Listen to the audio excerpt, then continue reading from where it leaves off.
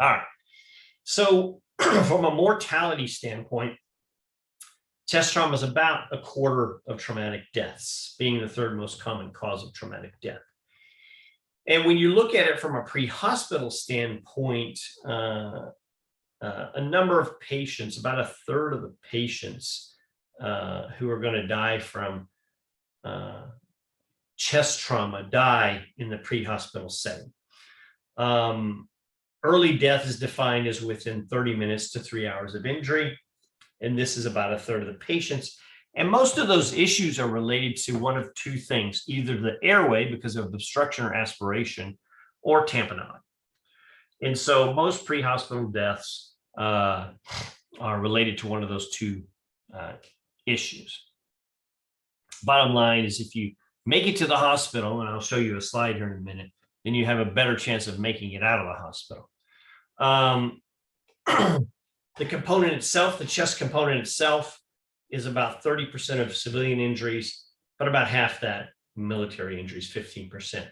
But the etiologies are reversed. Most civilian chest injuries are from blunt trauma, whereas most military are from penetrating trauma. This is a favorite factoid that you always kind of see a question generated on this, is that surgical intervention in chest trauma is obviously very low in blunt chest trauma, but can be present in penetrating chest trauma. And the bottom line is that in all of chest trauma, you can manage at least 85% of it with a chest tube or less. So a chest tube or observation or nothing. So that's a little factoid that sometimes they always generate a question based on. Early survival in patients with chest trauma depends on diagnosing correctly and treating correctly those life-threatening injuries that we're going to cover here in a minute. Whereas late survival, just like in any trauma patient, depends on post-traumatic complications such as ventilator-associated pneumonias, sepsis, infections, et cetera, et cetera. But in specifically with chest trauma, we're looking at diagnosing, particularly in the primary survey, those life-threatening injuries. The initial evaluation itself, no different than any other trauma. We start with a primary survey, the ABCs. Obviously, airway control is paramount in somebody with chest trauma.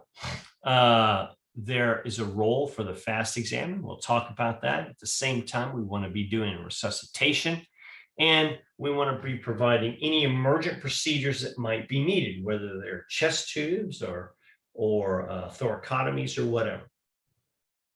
And then the secondary survey is a complete head-to-toe physical exam. And then we can think about our adjuncts such as chest x-rays and pelvis films, NG tubes, et cetera, FAST exams, depending on what the indication is for. Sentinel injuries, this is just a nice information slide that shows you that what other injuries may be associated with chest trauma. Or I take it back, these types of chest injuries may be associated with other types of injuries, i.e. first rib fractures.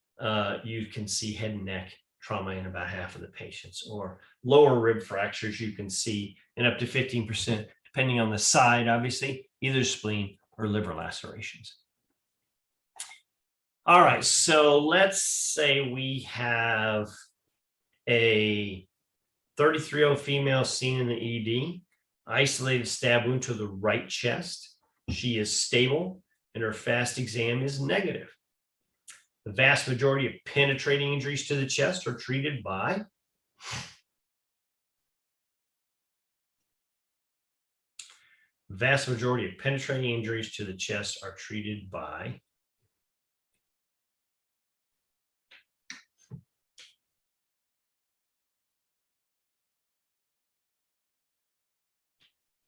any guesses?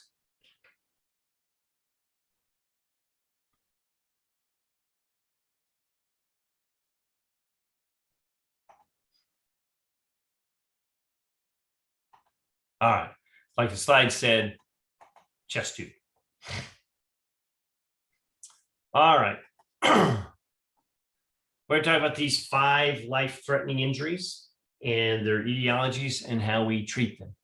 So the first one is a tension pneumothorax. We know that pathophysiology of this is a one-way valve that traps air into one side of the chest. The air cannot escape. And so the air continues to build up in one side of the chest. And since it cannot escape, it begins to shift the structures of the chest to the opposite side. The midline structures are then shifted to the opposite side, like you see in this chest x-ray. And then we start compressing the great vessels and decreasing our venous return. And the phenomenon we run into is obstructive shock. So tension pneumothorax is an example of obstructive shock. Signs and symptoms. There are a whole host of signs and symptoms: distended neck veins, cyanosis, hypotension, et cetera, et cetera.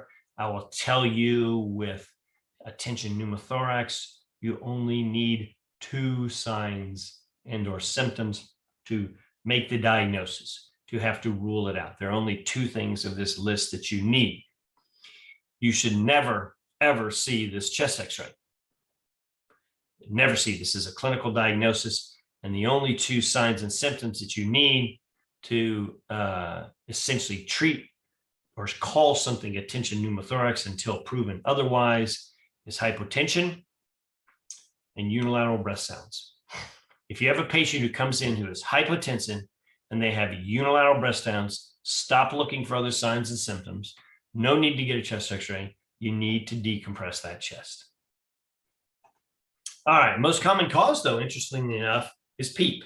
Most common cause of a tension pneumothorax is PEEP, especially in a patient who's already had some small visceral pleural injury, i.e. patient comes in, a trauma patient, you go off to the CAT scan, you get a CAT scan, and you got a 1% pneumothorax. And then it's time for them to go to the OR the next day to get their leg fixed or something like that. That's a patient who's at risk for tension pneumothorax. So it's something you need to put in the back of your brain that might occur.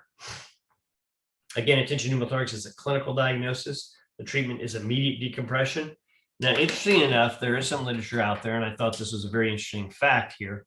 So they teach our folks in the field that we should do a second intercostal space as mid-clavicular line decompression.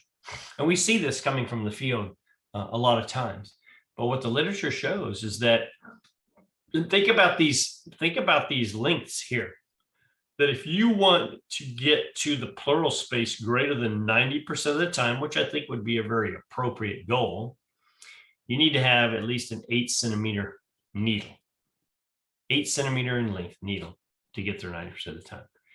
They looked at another different size, 5 centimeters, that only reached the pleural space 50% of the time. So obviously in our world, as trauma surgeons, we don't tend to mess with this. We tend to place chest tubes, and you can place a chest tube in the 5th intercostal space anterior to mid-axillary line in this patient when they come in. Not to say that you can't do the needle decompression, but we tend to go straight to this. All right, massive hemothorax is a second life-threatening injury. This is defined as the immediate accumulation of greater than 1.5 liters of blood or a 30-year blood volume in a kid. Signs and symptoms, you may or may not have these. These patients do, if they're not hypotensive, they do tend to see a bit of a softer blood pressure when they come in, because when you have 1.5 liters of blood or more in your chest, that's by definition like one of the classes of hemorrhagic. You've started into hemorrhagic shock. And so hypotension is not uncommon in this patient population. It may not be frank like 90 or 80 systolic, but it may be soft like 100 over something. And then these patients at times may have unilateral, at least decreased breath sounds. So they may get a decompression, but you may not get any air out. The diagnosis is made with a chest x-ray, and the actual diagnosis is really not made until you treat the problem, because you can't call it a massive hemothorax until you have that 1.5 liters of blood. And so you place a chest tube, you get more than 1.5 liters of blood, and then you get the definition of massive hemothorax. You satisfy it. Now, What about operating on this patient? Well, there are some criteria for operating on this patient, and they're actually fairly standard and loose criteria, as you see them on the slide. So if the patient has put out in that first instance more than 1.5 liters of blood, that is an indication to go to the OR and do a thoracotomy. And I would take the patient up on that indication. I would do that. If they don't put out 1.5 liters, say they put out 600-700, but they continue to bleed. And now here's some numbers here. More than, or you go to 200 cc's an hour for 2 to 4 hours. Okay, you can sit there and calculate and measure that if you wish. And if they meet that, that's an indication of the OR. But as surgeons using our minds to make clinical judgments, the bottom line is that third one right there. If they have ongoing hemorrhage and you feel it would be appropriate to take them to the OR for thoracotomy, then do it. Next one is, or let's talk a little bit about thoracotomy before we go to the next injury. So there are specific indications for thoracotomy or a VATS, a thoracoscopy. And those indications are listed: patients with persistent chest tube drainage, patients with persistent hypotension, despite resuscitation, who have a chest injury, where we can't get the lung restrained. There are specific indications for a thoracotomy. All right. Tamponade is the third life-threatening injury that we have to deal with. Much more common in penetrating trauma, obviously, than blunt. The pathophysiology is similar to, I don't want to say similar to tension pneumothorax, but in the end, it becomes similar with obstructive shock. And that you get fluid in the pericardium, and that compresses the heart and prevents essentially obstruction of venous